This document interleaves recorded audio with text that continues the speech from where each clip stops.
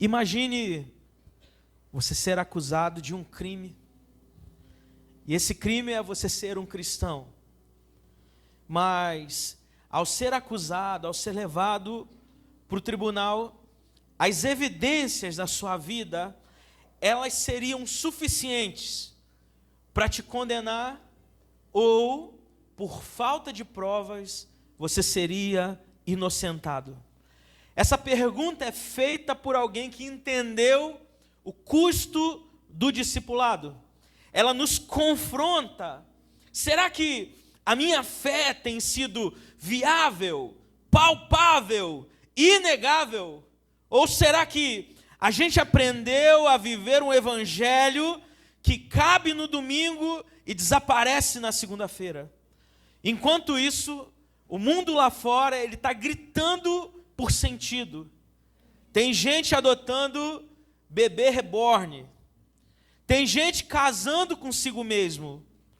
Tem gente precisando de automotivação 24 horas por dia para preencher o vazio. Gente que se entrega ao ridículo, ao bizarro, à distorção, e nós, filhos de Deus, seguimos em silêncio. Romanos 8 vai nos dizer: a criação aguarda ansiosamente, com expectativa, a manifestação dos filhos de Deus. Não dá mais para adiar, não dá mais para fugir, porque o mundo, esse não precisa mais de um conteúdo gospel, não precisa mais de ouvir pessoas falando simplesmente um Deus que não conhece, mas precisa de gente cheia da glória de Deus, que brilhe, que transborde, que não se esconda. Por isso, hoje, Deus está chamando a igreja a viver aquilo que cantamos, a ser aquilo que pregamos, a levar o céu para uma terra que está gritando por Ele. Por isso, o tema da mensagem dessa noite é: não dá mais para fingir. E o texto base se encontra lá em Abacuque, capítulo 2, verso de número 14. Diz assim a palavra do Senhor: porque a terra se encherá do conhecimento da glória do Senhor, como as águas cobrem o mar. Nós podemos repetir juntos essa leitura? Acho que está bem fácil para a gente ler aqui. Vamos lá? 1, 2, 3. Porque a terra se encherá do conhecimento da glória do Senhor, como as águas. Aleluia! E por isso eu quero compartilhar com você nessa noite 3 verdades, 3 princípios que nos leva a ter não uma vida fingida, não uma vida momentânea, mas uma vida que agrada ao Senhor em todos os âmbitos, que glorifica a Deus, que vive para exaltar ao nosso Pai. Número 1, a glória de Deus, ela não é estática, mas ela é expansiva. Deus, Ele deseja que a sua glória preencha todas as áreas da sociedade. Então, esse evangelho que um dia nos mudou, ele não pode estar firmado ou travado, ou envelopado, encaixotado apenas na igreja, não. Mas ele quer atingir a nossa cultura, ele quer atingir a nossa família, a educação, o governo, a política, os negócios, a arte. Essa é o imaginário de um reino de Deus, que começa na igreja, que começa na sua palavra, mas que transborda para outros ambientes que nós estamos. Mas sabe o que acontece, irmãos? Amados, às vezes, parece que a gente vive numa bolha, sim ou não? A gente é casa, trabalho, trabalho, casa. Conhecemos aquele grupo de pessoas. Outros vivem cotidianamente na igreja e conhecemos aquele grupo de pessoas da igreja. E às vezes, eu me pego vivendo essa experiência. Porque eu conheço muitas pessoas, mas que são da igreja, que congregam, que vêm fazer uma visita, é um pessoal que, de certa forma, está sedento por Deus, mas acaba que o meu relacionamento com pessoas do mundo exterior se torna limitado. Essa semana, eu tinha um propósito já de muito tempo, né, de mais ou menos 8 anos, que era entrar na academia. Essa semana aconteceu. Aleluia. E eu digo para os amados, a academia não é de Deus, irmãos, amém? Eu estava lá sábado treinando, que o cara quando começa com gás todo, vai até sábado treinar, né? Aí já me perguntaram assim na academia, não foi nem na academia, foi em outro canto, perguntaram assim, e aí, você já está tomando alguma coisa? Olha, Ramiro, né? Aí eu falei, eu estou tomando Torcilax, Dorflex, não, um Duratestonzinho, né, um pré-treino. Amado, eu não preciso disso, porque a minha biologia já me favorece, amém? E nessa minha jornada, todo dia eu ligo para a Letícia para reclamar. Eu falo assim, Letícia, a perna está doendo, o braço está doendo. Ela é normal, todo mundo vai normal. Não é normal, gente, sentir dor não é normal. Não normaliza isso não. Eu estava um dia bem desanimado. Aí Anderson me liga, já estou aqui, cadê você? Anderson treina na Power, cara, o que está fazendo lá na Pano Bianco, cara? Aí eu falei, meu Deus, estava chovendo. Aí eu falei, mais um desafio. Eu falei, mas eu vou, que agora eu sou maromba, então eu tenho que ir, tenho que provar. E nesse ambiente novo, eu tenho conhecido novas pessoas, que precisam de Jesus, que precisam dessa graça, que precisa que a glória de Deus, de fato, seja expansiva, através da minha vida, alcançando outros. Porque o ambiente do nosso trabalho não é só nosso trabalho, mas é um campo missionário, onde nós iremos pregar a palavra de Deus, onde viveremos o Evangelho. O conhecimento da glória de Deus é mais do que informação, é uma experiência viva e real com o Senhor. Dallas Willard, ele diz, Deus está mais interessado em transformar a sociedade do que manter a religiosidade. E às vezes a gente vive dentro desse quadrado, imaginando que Deus só pode atuar, só pode fazer dessa e daquela maneira. Eu entrei nesse propósito e uma coisa chama a outra. Aí essa semana, Ramiro já começou a me cantar ali e falar, pastor, por que você não compra uma bicicleta para começar a pedalar? Grupo do pedal, já pensou? Só vai faltar o beach tênis, né? Grupo do pedal. Aí hoje eu falei com ele assim, e por que a gente não monta um grupo do pedal aqui da Lifehouse Natal? Vamos para Mossoró, meu irmão. Eu quero começar assim, para pureza, logo ali, ó. Quantos km? O que é 120 quilômetros? De bicicleta não cansa não, amado. Todo mundo pensando, né? Misericórdia. Se eu for até a Ridinha já é muita coisa, meu amigo. Mas, escute, Deus ele pode usar uma estratégia diferente, um tempo diferente. É como a tinta que é lançada na água. Você já fez isso? Já lavou um pincel? Já lavou uma lata de tinta? Você lança na água e aquela cor, ela começa a se espalhar, ela começa a tomar forma, ela começa a tomar aquele ambiente. Assim é a projeção da glória do Pai na nossa vida. Nós vimos o Pai, nós estivemos com Ele e a partir disso nós transmitimos aquilo que Deus já fez na minha vida, na minha história. Eu preciso entender que Ele quer que eu leve a presença dEle para segunda-feira, meu irmão. A igreja começa na segunda. Quando nós saímos daqui, aqui é um quartel-general, aqui é o lugar, o power bank, aqui a gente recarrega as energias, somos fortalecidos pelo Senhor, pela graça de Deus, por essa presença que enche toda a terra, como as águas cobrem o mar, aleluia. Mas eu vou e começo a minha diária, eu começo a viver, eu começo a pregar com a minha vida, com aquilo que Deus já tem feito em mim. Amém? E deixa eu te falar algo. Deus, Ele quer encher a sua vida, Ele quer sarar o teu coração, Ele quer curar a tua história, Ele quer mudar a tua família, para que você seja o exemplo da glória de Deus por onde você estiver. Quantos creem nisso? E vai começar hoje. Eu só preciso me manter firmado no Senhor. Número 2, a igreja, escute isso, é a ponte entre o céu e a terra. Lá em Efésios 3:10, mostra que Deus ele quer usar a igreja como essa vitrine de sabedoria. Olha o que diz o texto. A intenção dessa graça era que agora, por meio da igreja, pela multiforme graça, pela multiforme sabedoria de Deus, se tornasse conhecida dos poderes e das autoridades nas regiões celestiais. Bill Hybels, certa vez ele disse, a igreja local, ela é a esperança do mundo. Porque não são as grandes organizações que mudam a história. Porque a igreja evangélica, ela cresceu de uma forma descomunal nos últimos 50 anos. Seja com as ondas do pentecostalismo, primeira, segunda, terceira onda, seja com o evangelismo, seja com os americanos, seja da forma que... Por que cresceu? Porque a igreja, muitas vezes, vai em locais que as outras religiões não estavam anteriormente. Coloca o pezinho na lama, vai na periferia, está diariamente em contato com a vida humana. E é com isso que nós observamos a vida, é com isso que nós somos o canal de Deus, é com isso que nós percebemos aquilo que nós podemos fazer.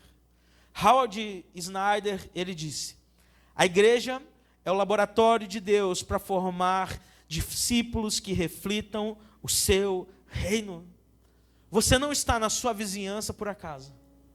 Você não está na repartição pública que você trabalha por acaso. Você não pegou aquela pessoa no seu Uber por acaso. Mas Deus te posicionou estrategicamente naquele lugar para que você seja bênção, para que você testemunhe a glória de Deus, aquilo que Deus está fazendo na sua vida, na vida de outras pessoas. Hoje foi um dia muito especial para mim em muitos aspectos. Primeiro porque me chamaram para almoçar. Aleluia. E era em Graçandu. E eu não sabia nem chegar lá. Eu botava no GPS, caí em João Pessoa. Eu falei, tão longe. E quando eu cheguei lá, era aniversário da nossa irmã do céu. Está lá no grupo, né? A comemoração, a celebração. E foi posto um bolo diante da mesa, assim. E antes de cantar o parabéns, ela falou assim, antes do pastor orar, eu quero falar uma coisa. E ela disse, o ano era 2022. Pastor, você lembra que a gente distribuiu um papelzinho de metas para o ano? Eu falei, lembro demais. Ela falou, eu coloquei lá naquele papelzinho que a meta daquele ano, que ia começar, era eu encontrar um novo amor. Eu nem vou perguntar quem está em busca de um novo amor aí. Amém? E ela falou assim, e hoje eu quero comunicar, no dia do meu aniversário, que nós já marcamos a data do casamento. Aleluia. Você pode aplaudir o Senhor? Dia 20 de julho, lá em Tenente Laurentino, misericórdia. Hã? Serra do Cajueiro? É a terra de Jacques? Misericórdia. Jacques está com a gente, Serra do Cajueiro, Mirante do Cajueiro. Eu conheço muito, eu ia muito com meu pai lá quando era pequeno. E ela vai casar, meu irmão. Que bênção. E quem pode impedir aquilo que Deus quer fazer na sua vida, amém? Vai que daqui a um tempo, eu já estou falando assim, ó, Guilherme foi e casou, Deus abençoou a vida de Guilherme, né? Daqui a pouquinho a gente está casando uma turma aí. Talvez você está sem expectativa. Assim, pastor, está difícil demais arrumar homem hoje. E eu sei que é verdade. Mas o homem de Deus separado para a sua vida, a mulher de Deus separada na sua vida, Deus ele pode manifestar em nome de Jesus, amém? Vai aparecer esse E apareceu. Quando eu era solteiro, eu orava, amados, que eu não sei se ninguém vive esse drama aqui na igreja, acho que não. Eu orava porque eu olhava assim e ninguém me chamava atenção na igreja. Eu olhava assim, rapaz, tá complicado aqui, hein? Tá difícil. Aí Deus foi, restaurou a vida da Ana, ainda naquela época Ana, e começamos um relacionamento. Não é namoro evangelístico, tá? Ela primeiro foi restaurada. Então, o evangelismo também pode salvar a tua vida, amado. Amém? Vamos evangelizar o povo aí, para que venham pessoas de Deus. para que você não se entregue à primeira pessoa, para que você não deixe a carência dominar o seu coração, porque a carência é a mãe de todos os males. Às vezes eu paro assim na academia e fico olhando o perfil das pessoas. E o que eu vejo hoje é porque falta um homem na vida de muita mulher que está ali na academia. Um pai, um irmão, um marido, e ela se deixa tomar pela carência, e ela usa uma roupa que mais parece uma expositora de um pedaço de carne do que uma filha do Altíssimo.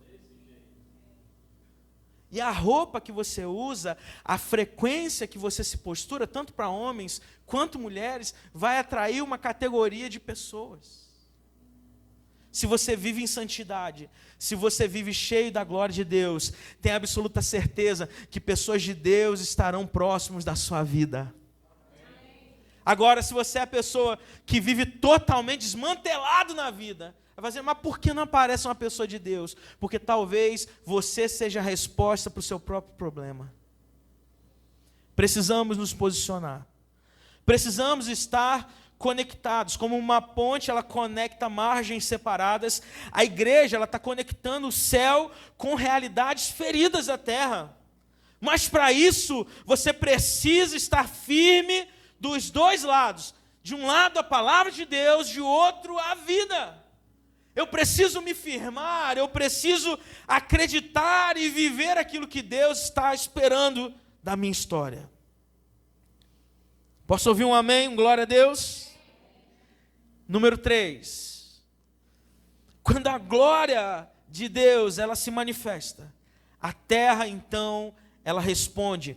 Atos dos Apóstolos, capítulo 2, não foi só um culto impactante, mas foi o início de uma revolução urbana, relacional e espiritual. Avivamento não é só barulho, mas é transformação. É quando Deus entra e nada permanece igual. Eu gosto muito de estudar sobre avivamentos. E quando você olha o avivamento do País de Gales, um dia, quando terminar o culto, para aí e joga assim, avivamento, fotos do avivamento do País de Gales.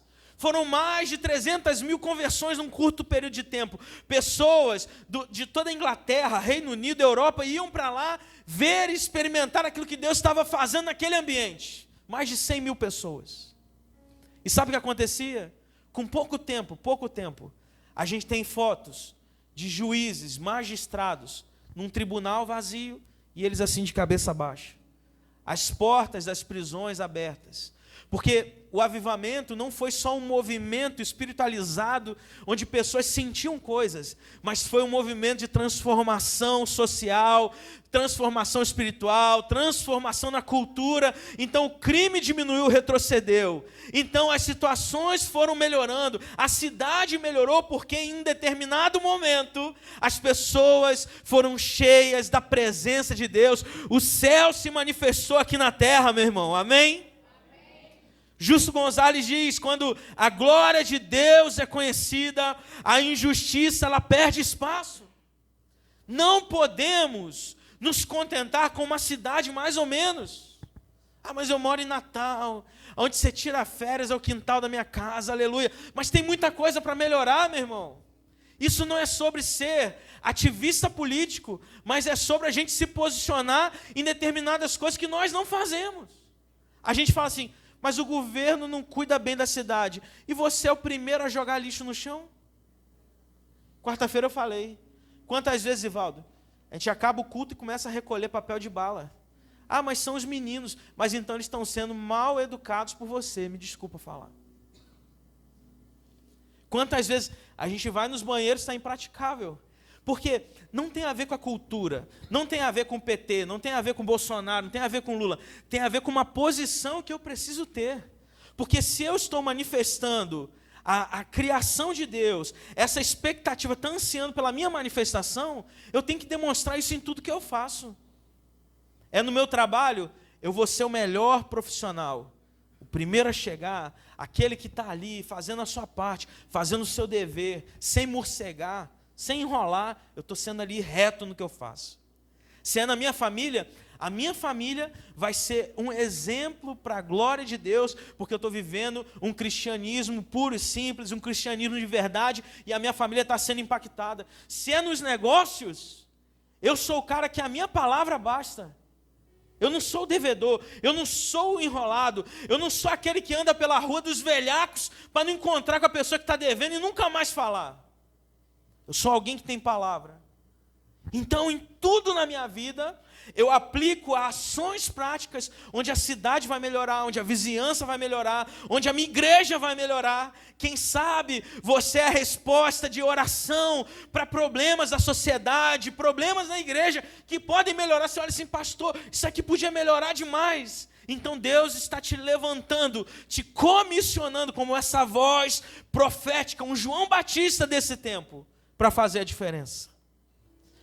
Se a glória de Deus, ela habita em você, ela vai afetar os seus relacionamentos, as suas decisões. A terra começa a ser cheia quando a sua vida começa a transbordar. Escute algo. Deus, Ele não está preocupado em usar pequenos ou grandes vasos. Mas Deus, Ele nunca usa um vaso sujo. Essa é a diferenciação.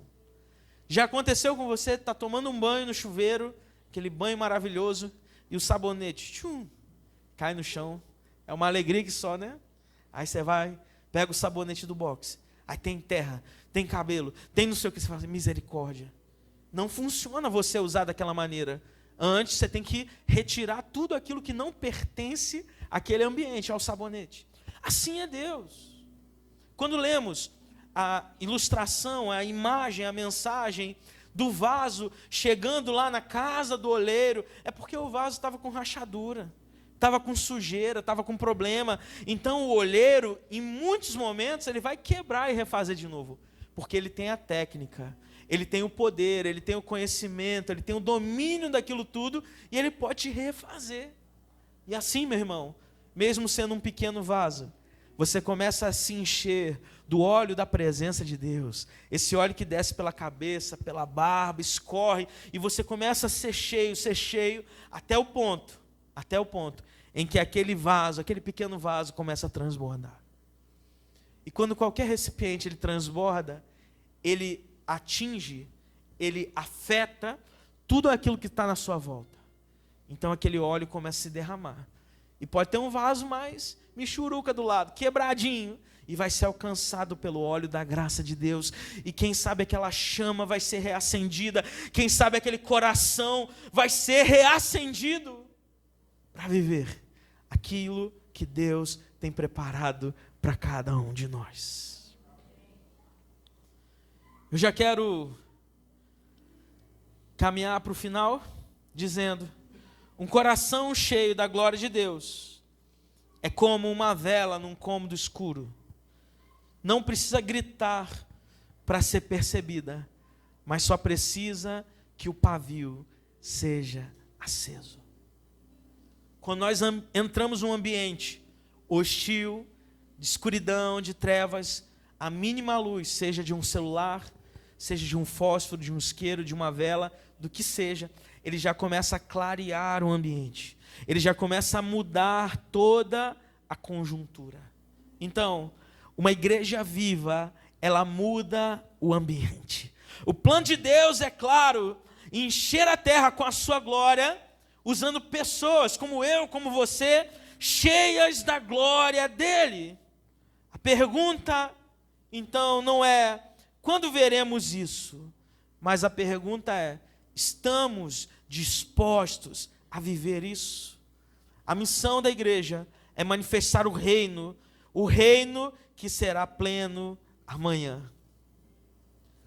Se a tua vida, meu irmão, se a minha vida for a única janela para que as pessoas enxerguem a glória de Deus, será o que elas estarão vendo?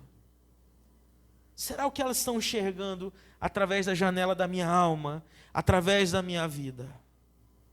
Ravenhill, ele diz: não ore por um avivamento se você não tiver disposto a ser parte da resposta.